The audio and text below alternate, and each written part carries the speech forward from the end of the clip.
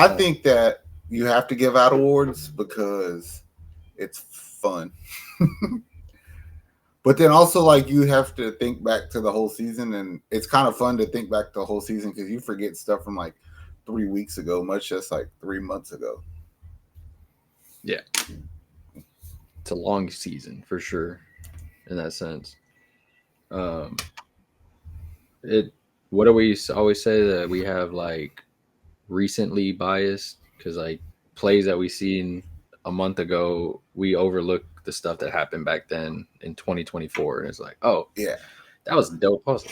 Well, that's what being a sports fan kind of is. It's the what's next, what like how can you top what you did before, that kind of thing, and that's why you Yeah, watch something every day just to see something cool. So, like, I think let's give out some obvious awards first, and I didn't know what to call the award, so I just called it the Splashy because I mean we're Bayou City and we play in the water. You know what I mean? And we can't call it the Slammies because I wanted to steal that, but like I don't want no smoke with WWE. So yeah. you know, I doubt they're gonna see it. I don't want no smoke with them fools. Just So so let's get the most obvious one out of the way. Yeah, just in case, WrestleMania is coming. They're not fucking around. But to get the most obvious one out of the way, I did a Splashy Award for Team MVP. Now, the difference in this one is the P is not player, it stands for person, most valuable person. And I've nominated 4 people on behalf of all of us, and this is them. Number 1, Sengun. Like, he might get the most fan love of anybody on the team, to be honest. He's had monster stat lines. Some people are partial to him, some of us aren't, but I mean, he warrants a nomination on this. I'm not a Sengun hater. I understand what he means to the team. So Sengun gets the first nomination. Number 2, Jalen Green. Just the same for Sengun. If you're not a Sengun fan, you're a Jalen fan. And I think like diehard Jalen fans can find many good things to say about him. He's probably our best highlight player and whatnot. So, I think Jalen's still legitimately playing for the right to say this is his team. So he has to get a nod in this, right? Yeah, agreed. And then my third nominee would be Amen Thompson, who is my personal favorite. I think he's probably a lot of people's favorite player on the Rockets right now, Yeah. And the Rockets, we were able to win some games when he rolled his ankle, but we were so much better with him. Like, you can't replace what Amen Thompson does. He might, I don't know if he's the most important, but he's definitely the most utilitarian player we have. Like, he can do whatever anybody else ain't doing. Yeah. And then lastly, it has to be Ime. Ime has to get a nomination for most valuable person on this team because the constant is Ime and culture, Ime culture, Ime culture, and shit. What we were 3 years ago is not even close to what we are today. So Ime has to get some love shown to him. I'll give you your vote, bro. Who you got? Sengun, Jalen, Amen, or Ime? I didn't know Ime was gonna be on there. Surprisingly, I like it though. I'm gonna. It's tough. I'm gonna go with Ime though, only because having to balance out Jalen and Sengun, figuring out who's 1A, 1B, however you want to look at it, figuring out the injuries, dealing with setting the pace for the players to not get punked in games and come with a backbone every time, but also teaching young guys how to play a long season and teach guys like Sengun and Jalen who have been here for a while but didn't really get the proper coaching and give them like a speed run upwards, but still hold them accountable. And then putting people in the right place, Amin Thompson, Jabari, and them at the right points of time. Because, I mean, there was times we wanted Cam Whitmore, but we saw, okay, I see what you're doing, Ime. Like, I would have played him, but I get why you're not playing him. And so I think for me, he gets. I agree. I give my vote to Ime. Like, to get any of those other guys would be counterproductive to me because it's just not what Houston is. Ime represents what we are. The sum of all is better than anybody individually. You know what I mean? And to all your points, like Ime just coached the shit out of this team. I don't know anybody else who could have. So Ime, MVP of the season, bro. Team MVP. Yeah. Most valuable person. Slammy Award or Splashy Award. I like that one. The Splashy Award. Like in edit, you just gotta like put a splashy sound. Like you're at SeaWorld or some shit. All right. All right. All right. Next category. The Splashy Award for Play of the Year. Meaning individual highlight play. So my thing is I tried not to think too hard about this one because if it was a splashy play that warranted a splashy award, then I should be able to think of it fairly quickly. Yeah. So the nominees for this category are Jalen Green's dunk on Dario Saric in Denver. He mashed on that boy. He cocked that joint back and hit him with a yo, all in his grill. Yeah, it was a good one. It was a good one. I think that dunk might be up there this season with dunk of the year in the whole NBA. Yeah. In my opinion. Yeah, it's one of those nasty ones. But ironically enough, the second nominee for the category is Jalen Green's reverse alley-oop from just a week ago. Okay, see. Yeah, like nobody's seen that. He took a bad pass and did something with it. You just don't expect it. That's what Jalen does. And like you said, recency bias might have got it on here, but like you'll remember that down the line. So 2 Jalen dunks and dude is doing something. Third, Sengun's behind the back passing against Phoenix to Tari underneath the rim. Like he looked everybody off, went behind the back. Tari came underneath the basket, open layup, and I was like, damn. I seen it in real time. Like, damn, all them Sengun fans will not let us live that one down. And it was everywhere for a couple days. Yeah, it was a beautiful pass. It was a hell of a play, good play. And then fourth, my fourth nominee for play of the year is Amen Thompson's game winner against Boston. He went full court, hit bro with the yo floater. Oof. Was it 140? This one was tough for me. That's tough. Ooh. I know my vote though. I'm gonna go with. Go ahead, because I have a feeling. Look, let me tell you what I think.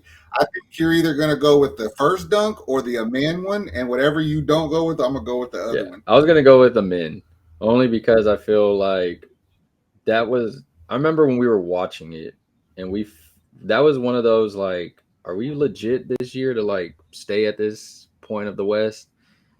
And that was one of those just off of a Cleveland and all that, and we ended up going into Boston and beating them on a game winner with Amen. And it was a spark there where we were kind of like, oh, we can compete in the West. We can compete in the East. We can compete at the top. And I just, that play right there, the write-up from Ime to Amen getting it, it was just like, that's some like memorable stuff right there. Like it took us a little bit because it was a little while ago, but we were going through games and we're like, oh, the Amen Thompson game winner easily. So that's gonna get me. I'm gonna go with the Jalen Green dunk on Dario Saric. Nasty. Because, well, for one, it was nasty. It was something nasty, boy. He dunked it in his face, but also it meant the world to Jalen. I think not that he did it, but like the way that people have to view him. Like I'm not saying you have to put him on the level of like Anthony Edwards or anybody like that, but if you're gonna ride them guys' jock because of the highlights they put up, well, Jalen can do it too. Yeah. Like Jalen, you know what I'm saying? He's like, oh, y'all love Ja because he got a good dunk and some shitty play. I can do that too. You know what I mean? Yeah. My point being is Jalen was like, hey, I'm here. Like I'm not going nowhere. You hate me for whatever reason, but I'm not going anywhere. And that's why I remember that dunk. I love it. If it was the 2000s, he'd be on a poster in somebody's room. Dang, we're at a crossroads. I think that we need to put a poll up for a third vote. I'll do that. I'll put a before we give that one. I'll do a poll for. I'm gonna do a poll for all of them because I want to see what the fans think. But I want to see for sure. Like, I guess they'll have the finals. So I'm gonna classify this as to be determined. Yeah, they'll get the final say. They're Rockets fans too, I think. Or if not, they wouldn't be watching this goofy shit. So actually, this is cool because like we like basketball for a lot of different reasons. You know what I'm saying? Like it gets monotonous to sit there and just watch X's and O's basketball all the time. Sometimes you need a little conflict. You need a little shit talking. You need something to happen. Just a little bit more than some salt and pepper. You know what I'm talking about? So the next category is the Houston Rockets WWE moment of the season because we had more techs, ejections, flagrants, and personals than anybody in the league. So we were consistently in shit, even if we didn't start it. So we're going to do, since it's WrestleMania season, we're going to do WWE moment of the year. And the nominees are the obvious one. Amen Thompson slinging Tyler Hero across the basketball court. Yeah, he made him his bitch. That one, I think that one did in all seriousness, I think that did everything for Amen Thompson. Like he was just on chill mode until that happened, and then he went on to another level after that. Came back from the second nominee for WWE Moment of the Year. Yes, he's like, I'm gonna speed up this ankle recovery because I want to play that motherfucker. The second nominee for WWE Moment of the Year is when Steven Adams bear hugged Mason Plumlee and wouldn't let him go in Phoenix. But that's kind of what Steven Adams does. But regardless, he instigated that shit and then he laughed it off. But it was pretty funny to me. And they both went to the ground, and it's a wrestling moment. So then my third one is tricky because everybody else was in it was aggressive except the people who started it, which would be when Dylan Brooks and Shea got into it over the ball, and then the whole team start pushing and shoving each other at our bench, but everybody's serious except Dylan and Shea because they're friends, and they were just bullshitting, and it's like, what is going on? Like, you started it, and y'all are just fucking around. Everybody else is about to get teed up and thrown the fuck out the game, and y'all goofing around. But nonetheless, it was hilarious. I actually think we won that game too. I'm not sure, but I think we did. I think we did, yeah. And then obviously my fourth WWE moment of the year is when Tari Eason and Jalen got into it with half of Philly's team at the free throw line, and Jalen shoved Hood Shafino, and it was kind of unwarranted out of nowhere, but it was still, I was like, yeah, this is what Tari brings to the team. WWE moment for sure. Sure, I know who's going to get this Splashy award. I'm going to cut this one short. I think my vote's going to go for men. Yeah. Yeah, we were so hyped on that. That Miami Rockets game when he came back was must-see TV due to that. Like, the rivalry is there. I love it. It was so many videos came out of it. It was hilarious.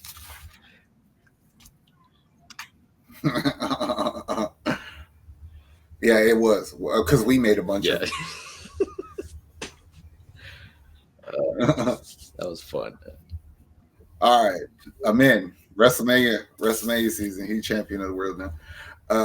All right. So I got kind of tired of thinking of multiple nominees, and there was just things that happened throughout the season that I wanted to show love for.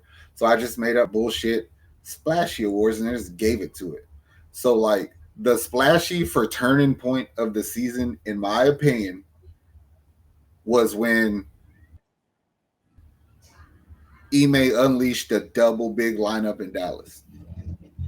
Because I think that told our team that no matter what, we can figure out how to play defense, because we were getting toasted. We did that and we came back and our defense led to offense, but we did it on the confidence of our defense stepping up.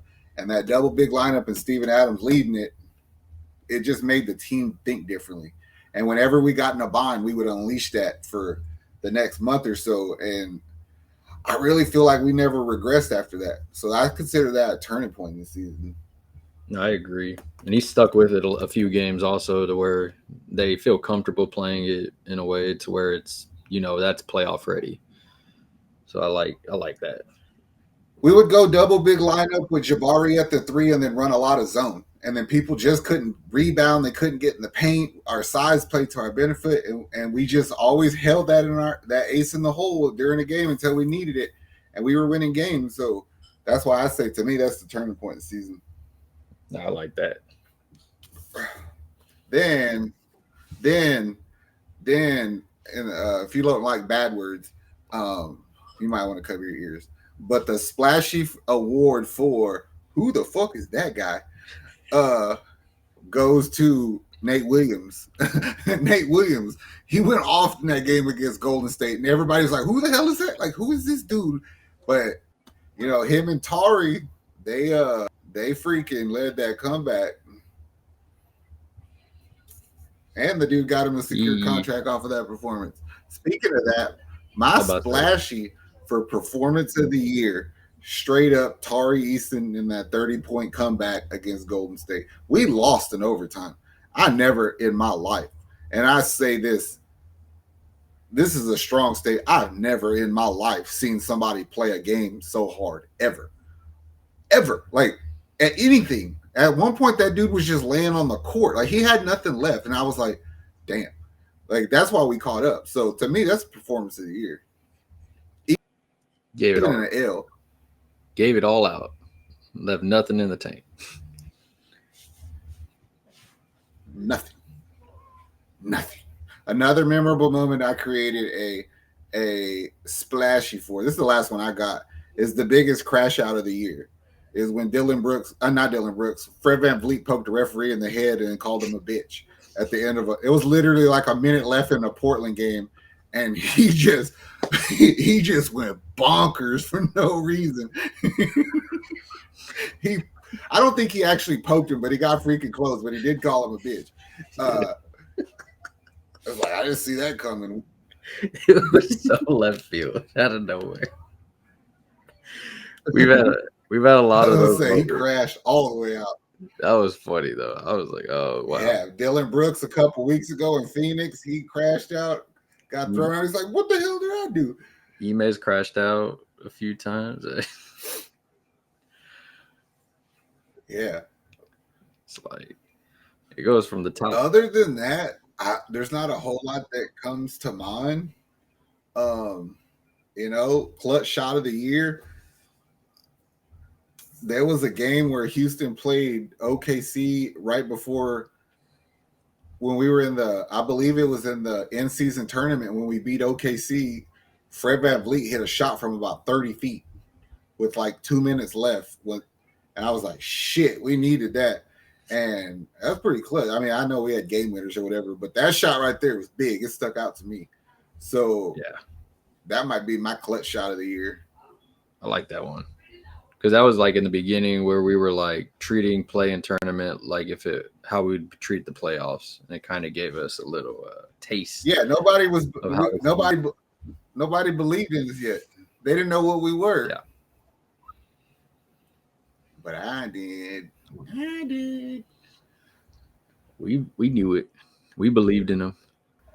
Other than that, I believe this season to be a success no matter what happens in the playoffs. Gain as much experience as you can. No matter what happens, don't beat yourself. Make them beat you. And keep it pushing. Get a 7-game series at home. It's going to be a fun one. You get to get the whole experience of playoffs. You get to get the traveling. You get to get the better referees. You get to get the playoff atmosphere, playoff officiating. You get to get the interviews, the matchup nightmares because everybody's playing the same thing. You get to get the whole taste of it, and this is what they need, especially as young guys.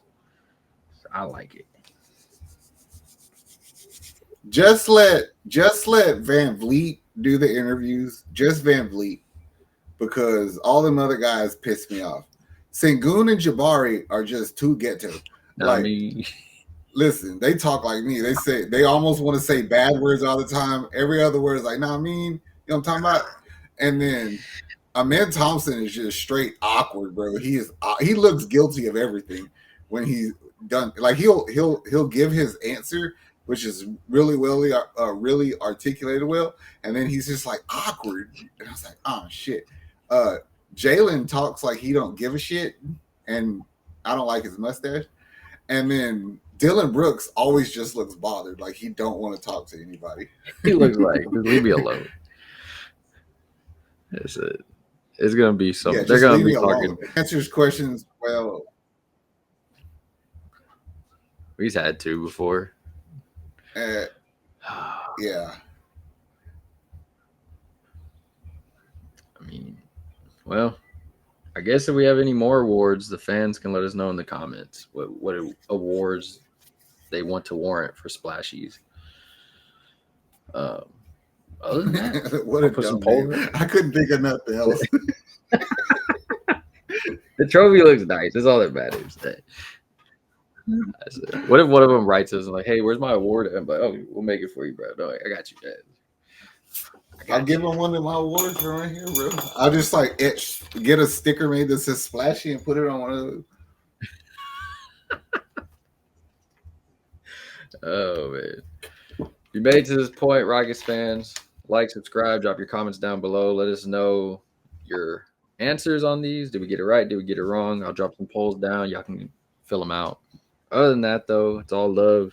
Rockets got one more game against Denver, and then it is playing and then playoffs. So April is going to be filled with some fun. April 19th or April 20th will be when our first game is. All love.